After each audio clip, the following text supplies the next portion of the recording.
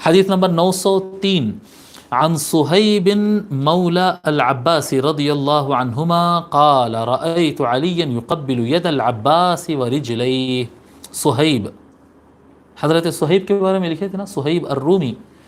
یہ صہیب الرومی نہیں ہے، یہ دوسرے صہیب ہے. صہیب مولا العباس لکھے ان کے بارے میں، صہیب مولا العباس. یہاں پر لکھا ہے دیکھیے صہیب مولا العباس.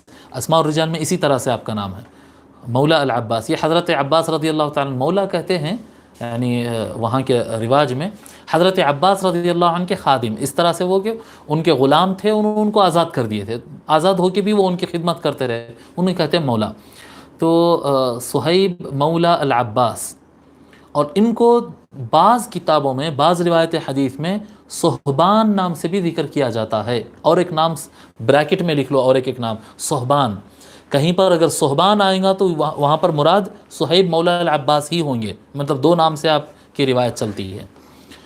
تو صہیب مولا العباس، حضرت عباس رضی اللہ تعالیٰ عنہ کے خادم صہیب روایت کرتے ہیں، کہتے ہیں کہ میں مولا علی علیہ السلام کو دیکھا کہ وہ حضرت عباس رضی اللہ تعالیٰ عنہ کے ہاتھ اور پیر چومے. حضرت عباس چچا ہونا، مولا علی بھتیجے ہونا. تو میں نے مولا علی علیہ السلام کو دیکھا کہ وہ حضرت عباس رضی اللہ عنہ کے یعنی چچا کے ہاتھ کو چومے اور ان کے پیروں کو، قدموں کو چومے، اور انہوں نے کہا یا عم ارض عنی، اے میرے چچا مجھ سے راضی رہنا، اے چچا مجھ سے راضی ہو جائیں، مجھ سے راضی رہیں. یہ مولا علی علیہ السلام اپنے چچا کا اس طرح سے ادب کیے.